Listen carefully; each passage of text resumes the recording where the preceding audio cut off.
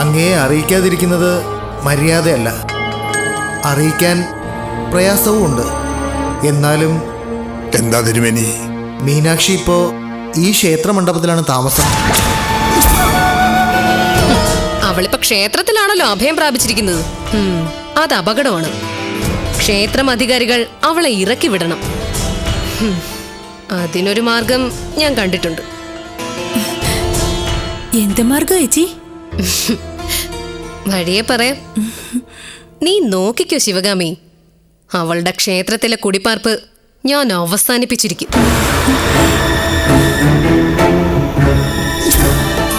പുതിയ മേലധികാരി നമ്മെ കാണണമെന്ന് അറിയിച്ചതുകൊണ്ടാ വന്നത്. എവിടെയാ മേലധികാരി?